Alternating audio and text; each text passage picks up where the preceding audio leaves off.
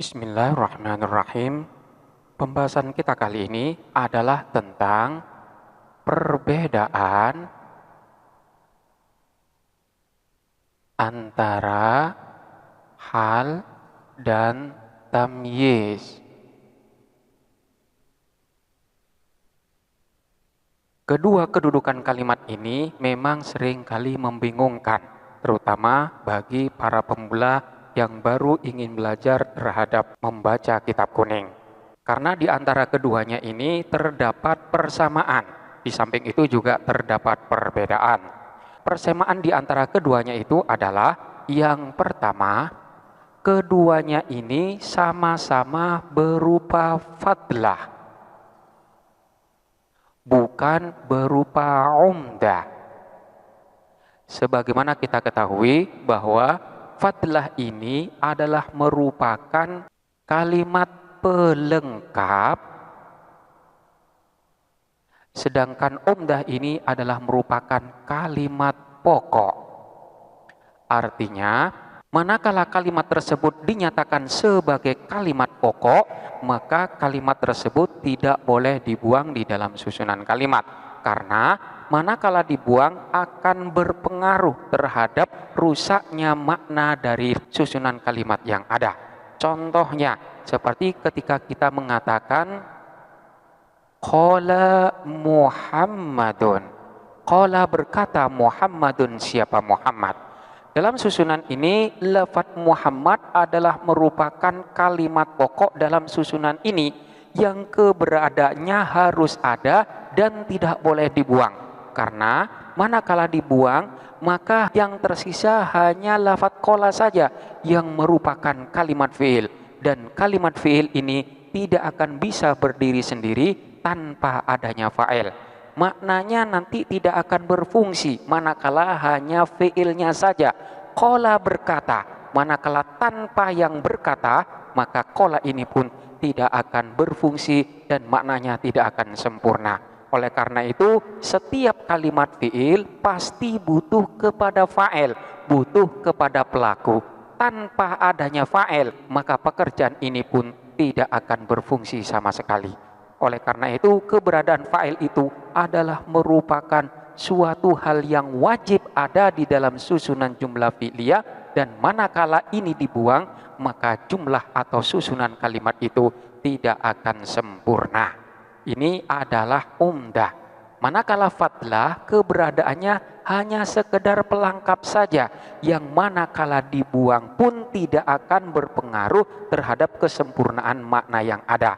Contoh dalam susunan ini, qala Muhammadun, kita tambah dengan lafaz al-yauma. Qala berkata Muhammadun, siapa Muhammad?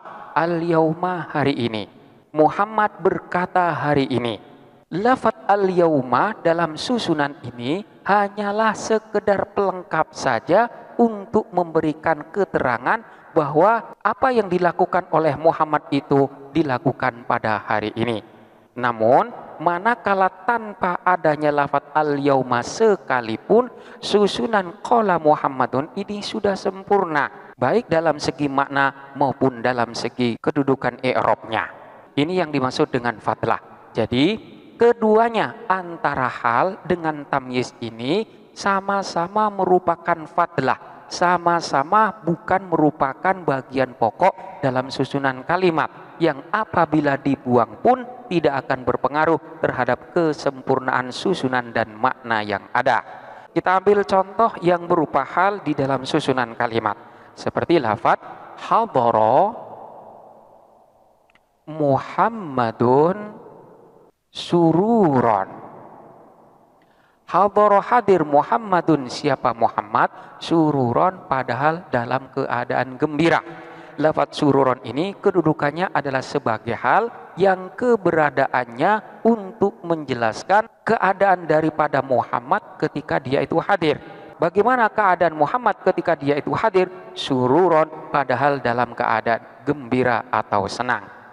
Lafaz sururon ini adalah fadlah yang apabila dibuang pun susunan hadara Muhammadun ini sudah sempurna, karena ini bukanlah merupakan bagian pokok dari susunan kalimat yang ada. Selanjutnya contoh yang berupa tamyiz seperti lafaz tobat,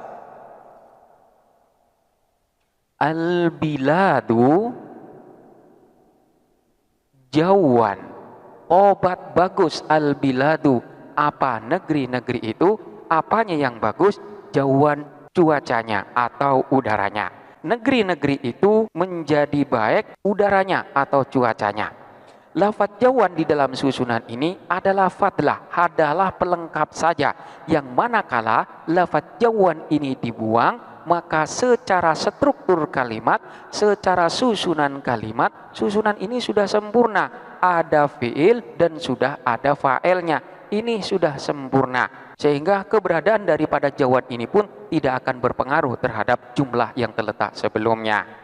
Ini bukti bahwa keduanya itu sama-sama berupa fadlah dan bukan merupakan umdah. Yang keduanya manakala dibuang tidak akan berpengaruh terhadap struktur kalimat yang ada. Ini persamaan yang pertama. Kemudian persamaan yang kedua adalah antara hal dengan tamyiz ini sama-sama berfungsi sebagai penjelas. Yang i'robnya sama-sama dibaca nasab dan bentuknya sama-sama berupa isim nakiroh.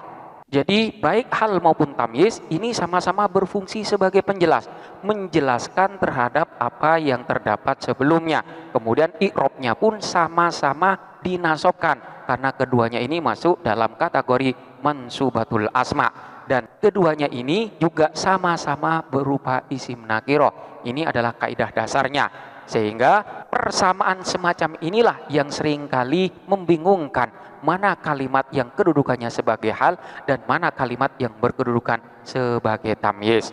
Seolah-olah ketika kalimat itu dinyatakan sebagai hal juga pantas dikatakan sebagai tamyiz dengan adanya persamaan-persamaan yang ada ini. Kita ambil contoh seperti lafaz Ja'a Zaidun Rokiban. Ja'a datang, Zaidun siapa Zaid, Rokiban padahal dalam keadaan menaikin kendaraan.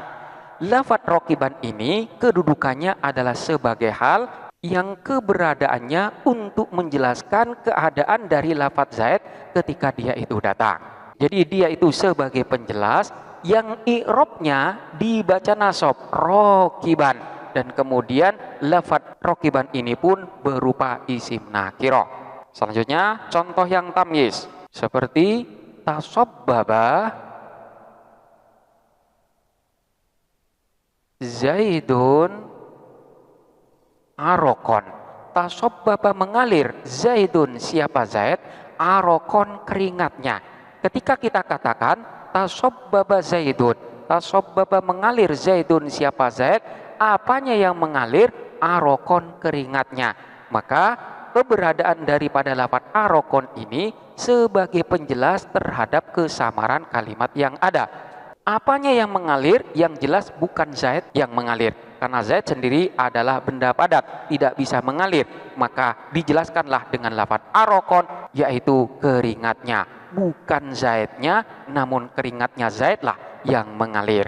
Jadi ini kedudukannya sebagai tamyiz yang berfungsi sebagai penjelas dan i'robnya pun dibaca nasab arokon dan lafaz arokon ini berbentuk isim nakiroh. Jadi keduanya sama-sama memiliki persamaan, yaitu sebagai penjelas i'robnya dibaca nasab dan bentuknya adalah berupa isim nakiroh.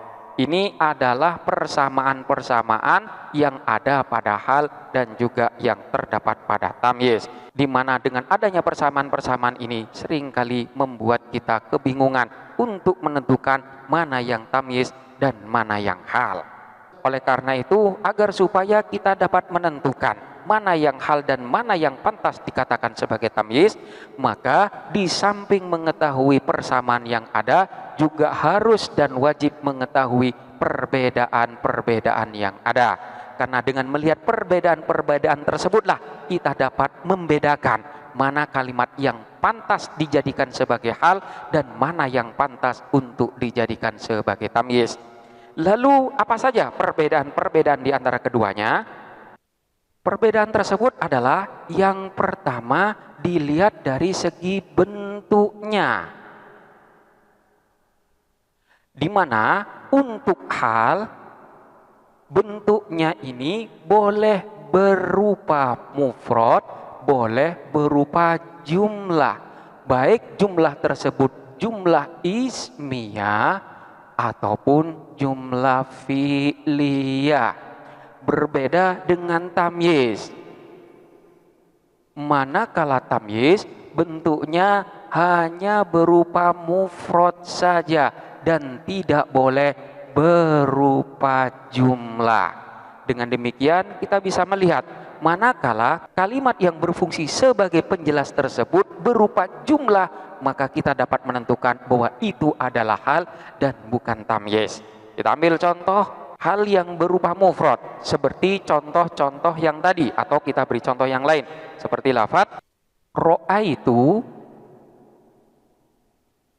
Khalidan bakian. Ra'aitu melihat siapa saya, Khalidan kepada Khalid, bakian dalam keadaan menangis. Aku melihat Khalid dalam keadaan menangis. Jadi bakian ini kedudukannya sebagai hal untuk menjelaskan keadaan Khalid ketika dia saya lihat. Di sini lafaz bakian bentuknya adalah mufrad, artinya tidak berbentuk jumlah.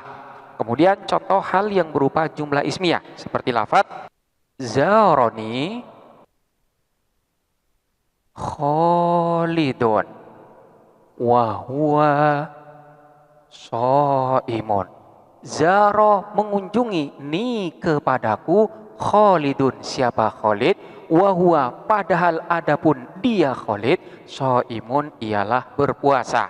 Khalid mengunjungiku sedang dia dalam keadaan berpuasa. Di sini kita perhatikan lafaz huwa shaimun. Huwa shaimun ini adalah susunan yang berupa jumlah ismiyah yang terdiri dari mubtada dan khobar, di mana jumlah ismiyah secara keseluruhan ini kedudukannya sebagai hal yang menjelaskan keadaan Khalid ketika dia itu mengunjungiku. Selanjutnya contoh yang berupa jumlah fi'liyah seperti lafaz ra'aitu Fatimata tabki. Ra'aitu melihat siapa saya, Fatimata kepada Fatimah, tabki padahal dalam keadaan menangis. Aku melihat Fatimah dalam keadaan menangis.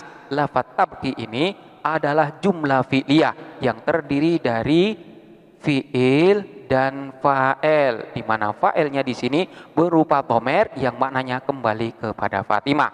Secara keseluruhan lafaz tabki yang berupa fi'il dan fa'il ini kedudukannya adalah sebagai hal yang menjelaskan keadaan dari Fatimah ketika dia saya lihat. Ini adalah bentuk-bentuk daripada hal baik yang berupa mufrad maupun yang berupa jumlah. Selanjutnya contoh daripada tamyiz seperti lafaz izdada Zaidun ilman. Izdada bertambah, Zaidun siapa Zaid. Apanya yang bertambah itu? Ilman ilmunya. Lafaz ilman ini adalah tamyiz karena keberadaannya sebagai penjelas untuk menjelaskan kesamaran yang terjadi pada kalimat sebelumnya. Zaid itu bertambah, apanya yang bertambah masih perlu penjelas. Maka keberadaan lafaz ilman ini sebagai penjelas dari kesamaran yang ada. Di sini bentuknya adalah berupa mufrad dan tidak berbentuk jumlah. Jadi ini perbedaan yang pertama, di mana dilihat dari segi bentuknya hal itu boleh berbentuk mufrad dan boleh pula berbentuk jumlah, sedangkan tamyiz hanya boleh berbentuk mufrad saja dan tidak boleh berbentuk jumlah. Kemudian perbedaan yang kedua adalah dilihat dari segi bentuk asal katanya. Untuk hal ini bentuknya harus berupa isim sifat yang mushtaq. Ini adalah kaidah dasarnya. Sementara untuk tamyiz ini bentuknya adalah berupa isim jamid. Sebagaimana kita ketahui bahwa isim mustaq itu adalah kalimat isim yang bentuknya diambilkan dari bentuk asal katanya. Sementara untuk isim jamid adalah kalimat yang bentuknya tidak diambilkan dari bentuk kalimat yang lain. Kita ambil seperti lafadz katibun.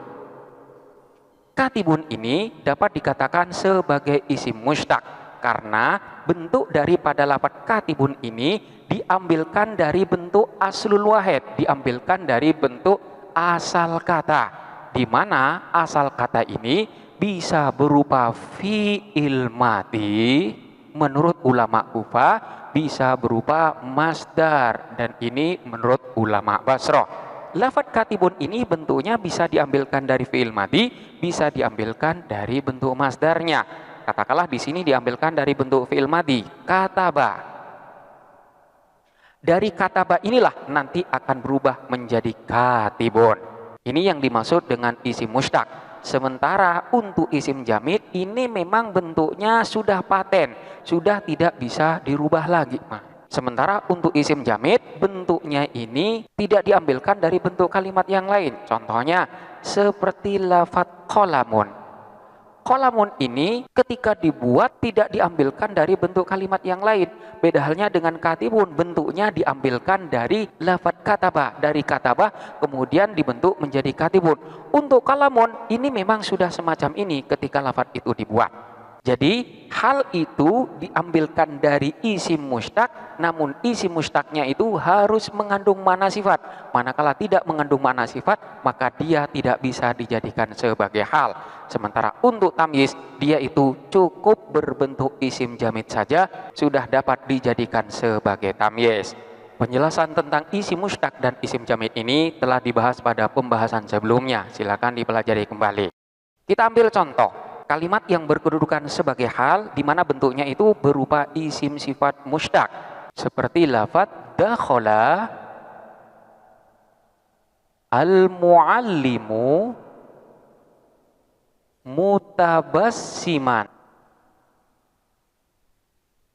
Dakhala masuk al-muallimu, siapa seorang guru, mutabassiman padahal dalam keadaan tersenyum. Lafadz mutabassim ini sighotnya adalah isim fa'il. Sedangkan isim fa'il ini termasuk dari isim mustaq karena bentuknya diambilkan dari bentuk fi'il madinya atau diambilkan dari bentuk masdarnya. Dan kemudian isim fa'il ini termasuk dari kalimat isim yang mengandung makna sifat. Mutabassiman yang tersenyum. Selanjutnya contoh tamyiz yang bentuknya berupa isim jamid. Seperti lafadz li aishruna qalaman. Li ialah bagiku aishruna adapun 20 apa? Qalaman pena. Aku memiliki 20 pena. Lafadz qalaman ini bentuknya adalah berupa isim jamid. Bentuknya tidak diambilkan dari bentuk kalimat yang lain. Jadi ini bedanya. Kalau hal itu dibentuk dari isim sifat yang mustaq, sementara tamyiz dibentuk dari isim jamid. Kemudian perbedaan yang ketiga adalah dilihat dari segi fungsinya. Sekalipun antara hal dengan tamyiz ini sama-sama berfungsi sebagai penjelas, namun objek yang dijelaskan ini berbeda, di mana untuk hal ini yang dijelaskan adalah keadaan dari kalimat yang terletak sebelumnya, sementara untuk tamyiz yang dijelaskan ini adalah kesamaran atau ketidakjelasan yang terdapat pada jumlah sebelumnya.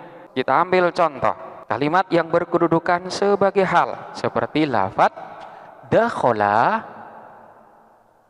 ar-rajulu dhahikan.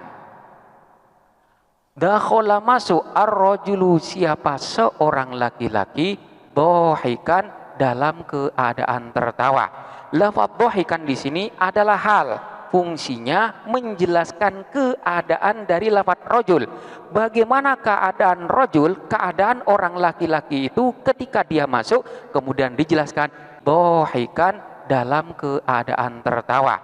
Jadi yang dijelaskan itu adalah keadaannya. Sementara untuk tamyiz yang dijelaskan itu adalah ketidakjelasan atau kesamaran dari jumlah yang terletak sebelumnya. Kita ambil contoh seperti lafaz akaltu sohnan. Akaltu makan siapa aku, sohnan kepada piring. Aku makan piring. Tentu hal ini tidak mungkin. Karena piring sendiri adalah benda padat yang berbahaya manakala kita makan secara langsung. Oleh karena itu butuh kalimat penjelas. Apa maksud daripada akal tu sohnan, aku makan piring ini. Kemudian dijelaskan dengan ruzan, nasinya. Jadi bukan piring ini yang aku makan, melainkan nasi yang ada di piring itulah yang aku makan. Jadi keberadaan lafaz ruzan ini sebagai tamyiz untuk menjelaskan ketidakjelasan makna dari kalimat yang terletak sebelumnya. Contoh yang lain seperti lafaz ishtaraitu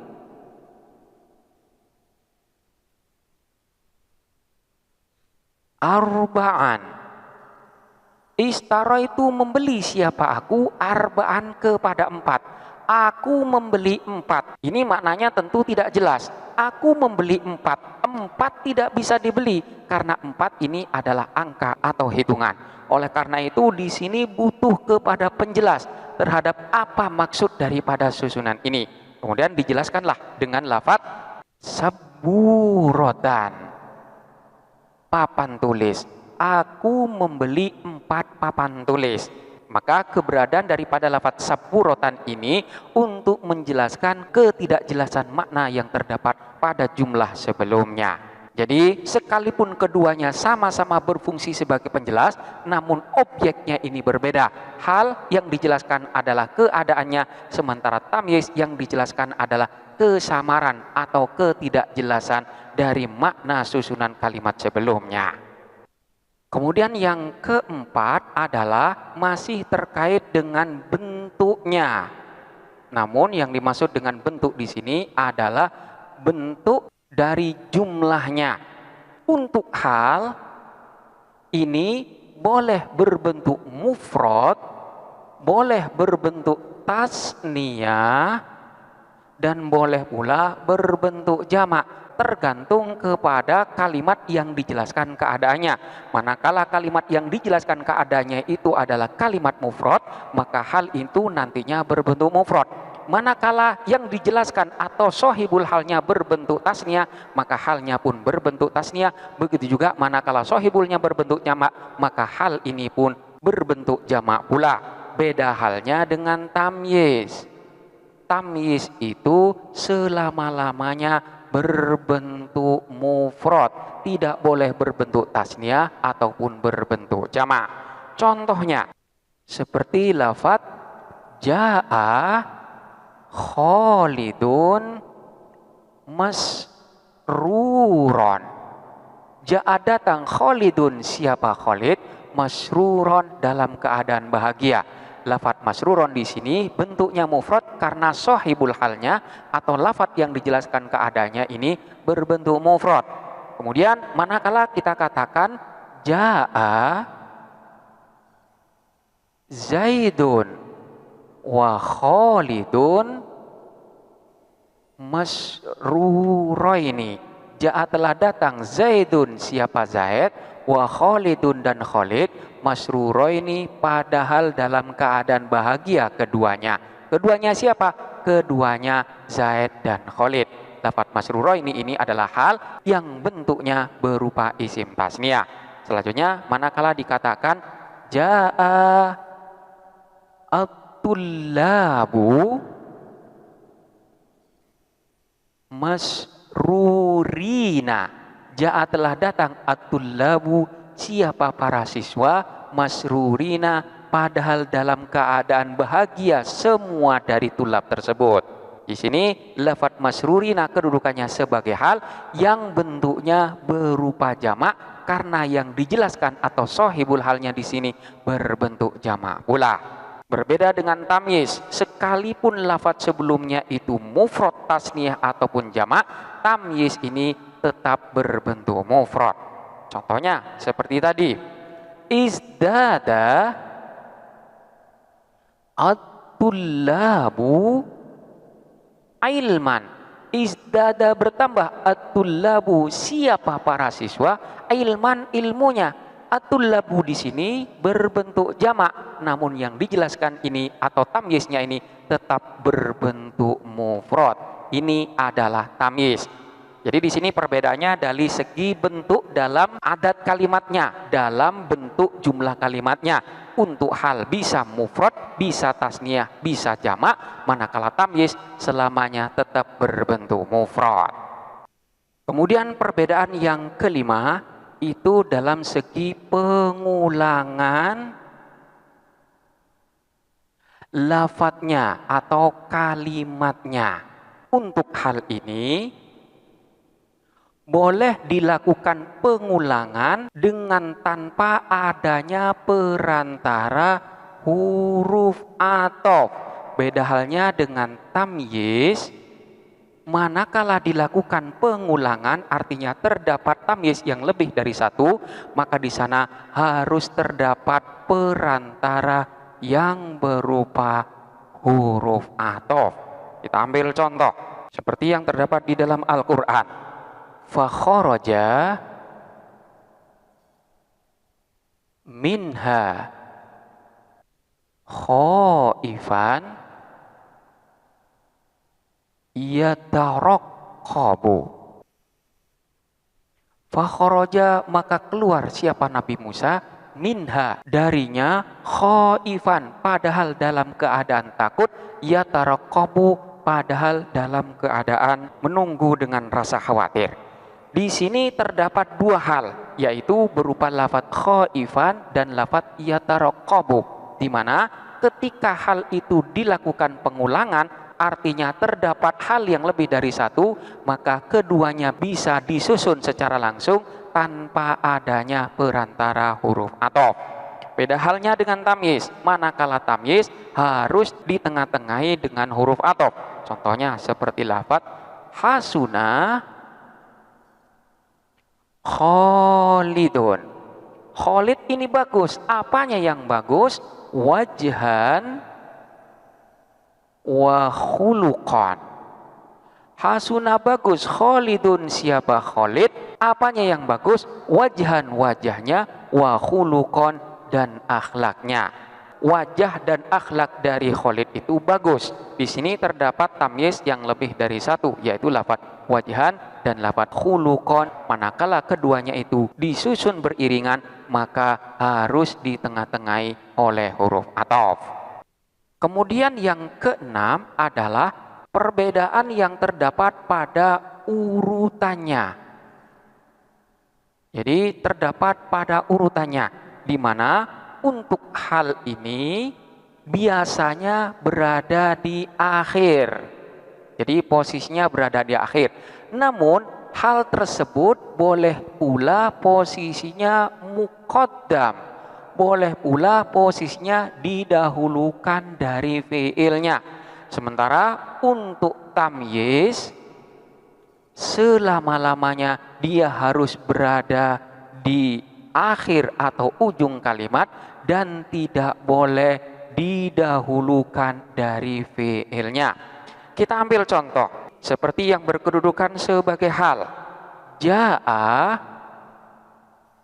Zaidun Rokiban. Ja'a telah datang Zaidun siapa Zaid, Rokiban padahal dalam keadaan menaikin kendaraan.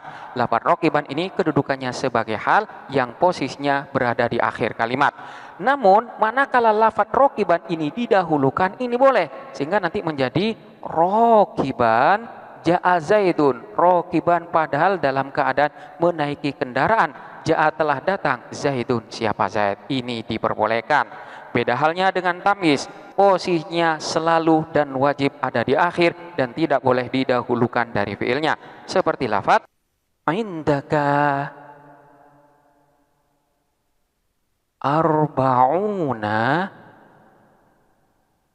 kholaman. Indaka ialah di sisimu, arba'una adapun 40, kholaman kolam atau pena. Kamu memiliki 40 pena. Lafaz kholaman ini kedudukannya sebagai tamyiz yang posisinya wajib ada di akhir, tidak boleh didahulukan. Tidak boleh kita katakan kholaman indaka arba'una. Jadi harus tetap berada di akhir susunan kalimat. Kemudian perbedaan yang selanjutnya adalah dilihat dari segi kebutuhannya.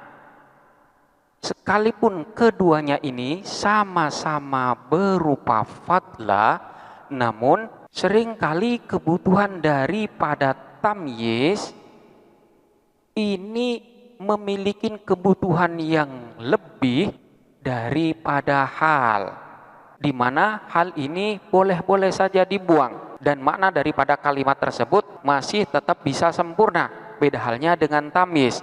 Seringkali tanpa adanya tamyiz, lafadz atau jumlah yang terletak sebelumnya itu tidak dapat difahamin secara sempurna. Sekalipun secara kaidah susunan tersebut sudah sempurna. Kita ambil contoh. Seperti ketika kita mengatakan seperti tadi, tasobbaba Zaidun.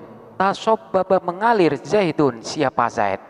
Susunan ini secara kaidah sudah sempurna karena di sini sudah ada fiil dan di sini juga sudah ada fa'il. Susunannya sudah sempurna. Namun secara makna ini masih belum dapat dimengerti. Zaid mengalir, apanya yang mengalir ini masih belum dapat difahamin. Oleh karena itu butuh adanya tamyiz. Tanpa adanya tamyiz ini masih belum dapat sempurna maknanya. Sehingga di sini keberadaan tamyiz sangatlah diperlukan untuk menyempurnakan makna yang ada. Ketika dikatakan arokon, keringatnya, maka makna dari jumlah sebelumnya sudah dapat difahami. Bahwa yang mengalir itu bukan Zaidnya, melainkan keringatnya Zaid inilah yang mengalir. Berbeda dengan hal, seperti ketika kita mengatakan Ja'a Zaidun rokiban. Ja'a datang Zaidun, siapa Zaid? Rokiban, padahal menaikin kendaraan. Tanpa adanya rokiban sekalipun maknanya sudah sempurna. Ja'a Zaidun, Zaid telah datang. Ini sudah dapat difahamin dan secara struktur kalimat kaidahnya sudah sempurna. Jadi kebutuhan tamyiz di dalam susunan kalimat itu lebih daripada kebutuhan hal dalam susunan kalimat. Namun terkadang hal ini juga dapat berfungsi sebagai umdah secara makna. Karena kadangkala tanpa adanya hal, makna yang dikendakin dalam susunan kalimat itu tidaklah sempurna. Bahkan tanpa ada hal itu maknanya menjadi rusak. Kita ambil contoh. Seperti ketika kita mengatakan la ta'kul as-samaka nai'an. La ta'kul, janganlah makan siapa kamu as-samaka kepada ikan nai'an padahal dalam keadaan masih mentah. Janganlah kamu makan ikan yang masih mentah.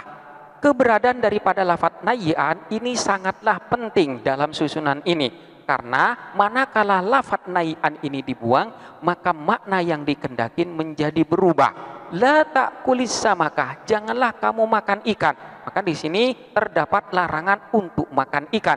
Padahal yang dikendakin bukan larangan untuk makan ikan, melainkan larangan makan ikan yang masih mentah. Manakala ikan itu sudah matang, maka diperbolehkan. Dari sini maka dapat dikatakan keberadaan daripada hal itu dapat dikatakan sebagai umdah secara makna, karena tanpa adanya hal maka maksud yang dikendakin tidaklah tercapai. Contoh yang lain seperti yang terdapat di dalam Al-Quran. Wala tamshi fil ardi marohan. Wala tamshi, dan janganlah berjalan siapa kamu fil ardi, di muka bumi, marohan, dalam keadaan sombong. Janganlah berjalan di muka bumi ini dalam keadaan sombong. Lafaz marohan ini kedudukannya sebagai hal yang dalam susunan ini, keberadaan daripada lafaz marohan ini secara makna adalah umdah, merupakan bagian pokok dalam susunan ini. Karena makna marohan inilah yang dikehendakin, atau makna marohan inilah yang menjadi inti pokok dari pernyataan tersebut. Tanpa adanya lafaz marohan, maka maknanya akan berbeda. Wala tamshi fil ardi, janganlah kamu berjalan di muka bumi ini. Maka maknanya adalah adanya larangan untuk berjalan di muka bumi. Padahal bukan itu yang dimaksudkan. Yang dimaksudkan adalah berjalan dalam keadaan sombong, inilah yang dilarang. Bukan hanya sekedar berjalan saja. Oleh karena itu, terkadang keberadaan hal itu menjadi pokok, menjadi umdah secara makna, karena hal itu menjadi inti yang dimaksudkan dalam susunan kalimat. Namun secara umum memang keberadaan tamyiz ini lebih dibutuhkan daripada keberadaan hal. Karena seringkali tanpa adanya tamyiz, makna yang ada ini masih belum dapat dimengerti secara sempurna. Berbeda dengan keberadaan hal yang manakala dibuang, makna kalimat yang terletak sebelumnya ini sudah sempurna. Ini adalah beberapa perbedaan antara hal dan tamyiz, di mana pengetahuan atau pemahaman terhadap perbedaan ini adalah sangat dibutuhkan. Karena dengan memahami perbedaan yang ada, maka kita pun dapat menentukan mana kalimat yang kedudukannya sebagai tamyiz dan mana kalimat yang pantas untuk dijadikan sebagai hal. Demikianlah pembahasan kali ini. Selanjutnya silakan dipelajarin dengan seksama dan sampai jumpa pada pembahasan berikutnya.